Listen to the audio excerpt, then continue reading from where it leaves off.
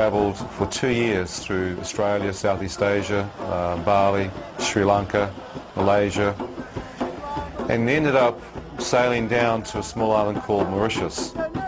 And this island had great surf and great diving. I surfed there, dived there, lived with the local Creole fishermen, Simon and Danielle Dadoun, in a place called Tamarin Bay.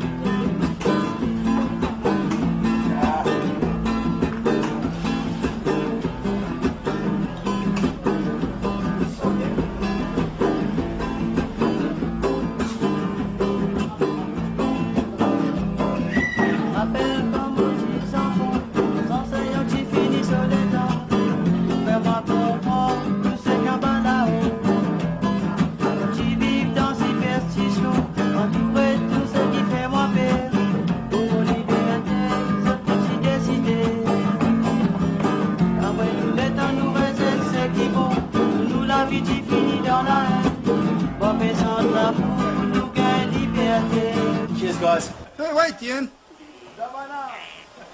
Are we going diving tonight? Diving tonight? Yeah. Oh, the weather doesn't look so good. That's good. Okay.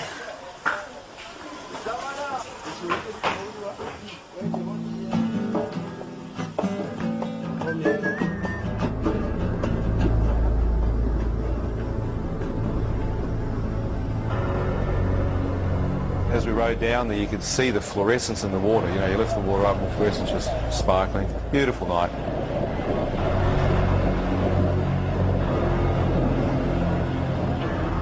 And we came down to Riviere Noire, which is on the outer reef, and dropped in.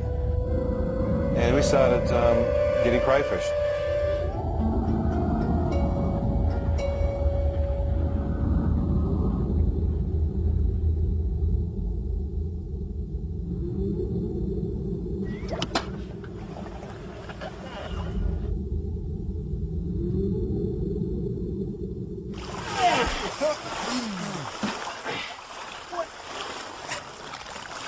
What's this little guy? If this is the best you can do, I'm going back to New Zealand. Hey. Hey! Hey, don't make this, man. You think? We'll wake up the shark. No worries, mate.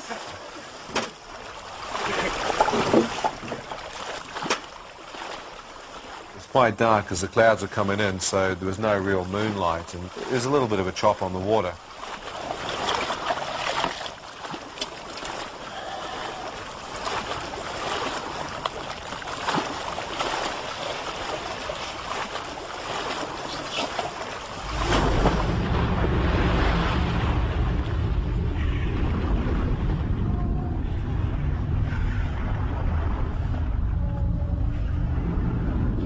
While I was diving on the island, they taught me to night dive.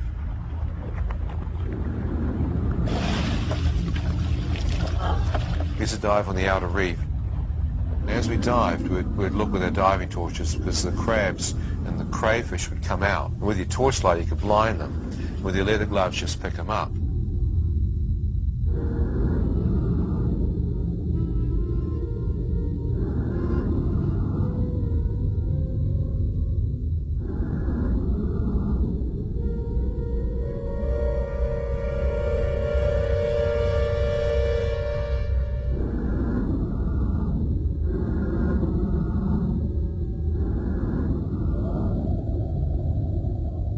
So I looked around the water and started making out these jellyfish, box-shaped, finger-like tentacles. I thought, oh, is that a jellyfish? Yeah, it must be. So I reached out, and sure enough, it was a jelly. As I swam through, I had no idea that I'd just reached out and grabbed potentially the deadliest, some say the second deadliest creature known to man, a box jellyfish, obviously, because it's box-shaped. But it's transparent, bell-shaped, with like a cube underneath the bell, with finger-like tentacles coming out. I actually thought it was like a transparent cuttlefish, or it was a very unusual looking jellyfish.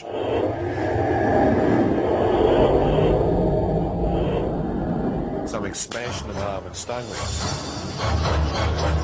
And it felt like thousands of volts of electricity went through my arms. It literally shook me in the water.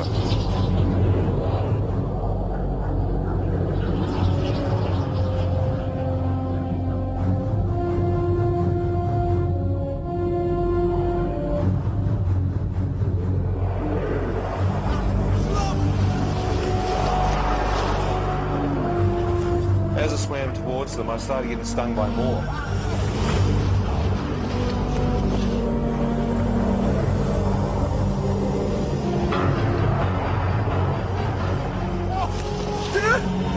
I got hit a fourth time.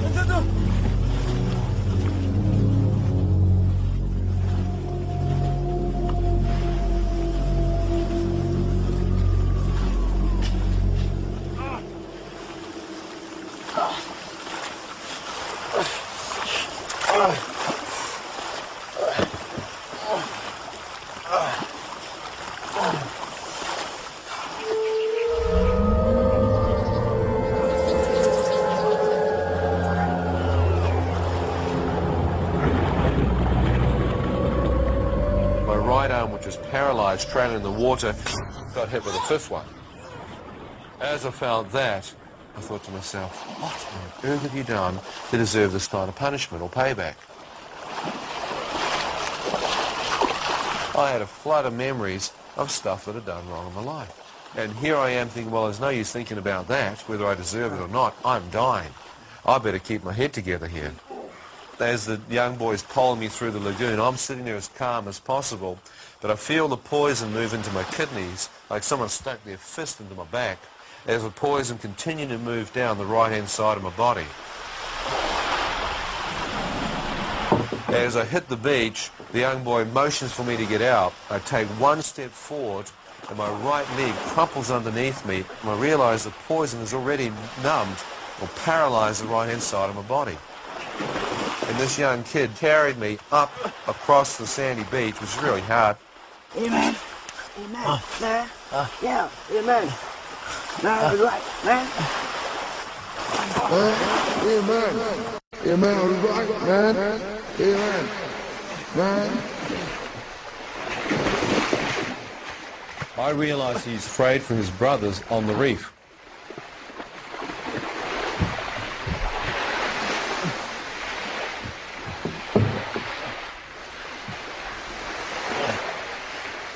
I just lay down on the ground. And I started to feel very weak and tired.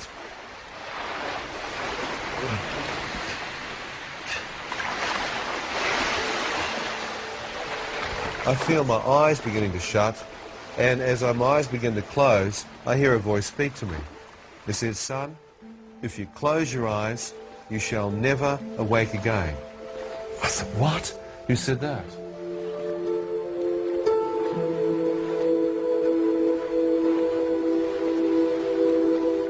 As I looked to my right, I expected to see a man standing next to me, but there was no one there. That's bizarre. But I knew I'd heard a voice speak to me. Close your eyes, you'll never awake again. So that means you'll die. What are you doing trying to go to sleep here? You idiot. This is a coma. You can't afford to sleep. You need anti-serum, antitoxin. I intellectually knew this as a lifeguard, but here I am confronted with the fact that this poison's just taken me out.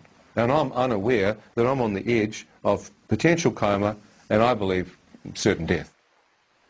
So I stood up, fought off the death that was coming on me as best I could, and found my left leg was still strong enough to support my weight.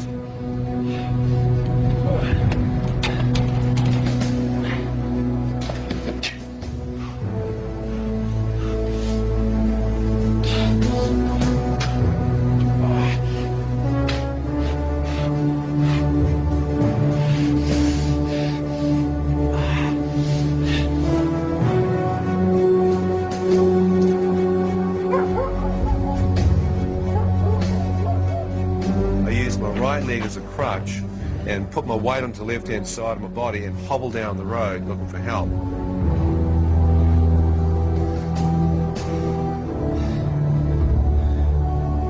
If you close your eyes, you shall never awake again.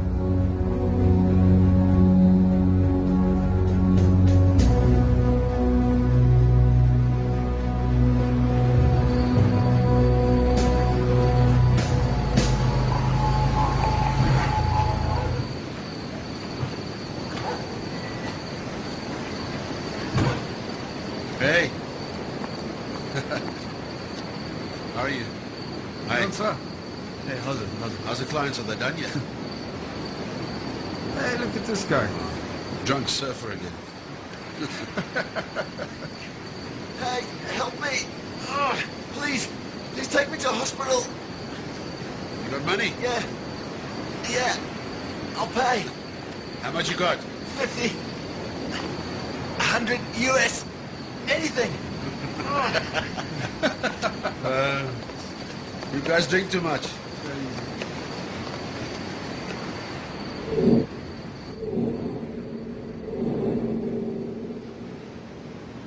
As they walked away, lighting up a cigarette and just ignoring me, I heard this voice speak to me again. It said, "Son, are you willing to beg for your life?" Please.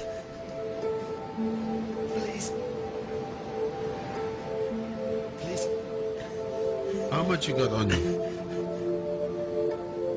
I will pay.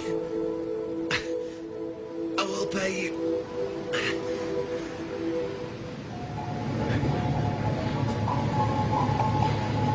How will you pay me, huh? Don't worry.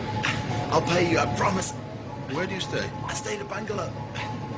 Tamarind Bay. Okay. I'll drop you at the Tamarind Bay Hotel. Wait. Hospital. You got no money. I'm going to drop you there. No. Please.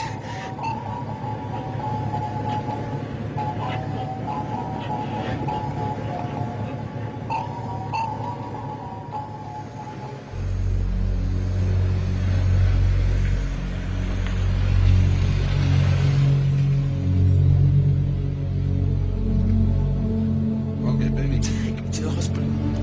You give me the money. Please. You got the money? Get out. No. Get out. Please. Get out. Why you do this to me? I flew out the door. I couldn't believe what was happening. Please.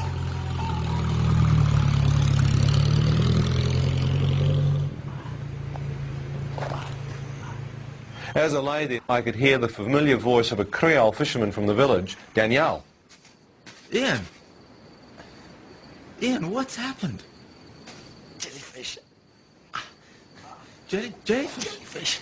I'll take you to the hotel. Grabbed me in his arms, he carried me into the hotel.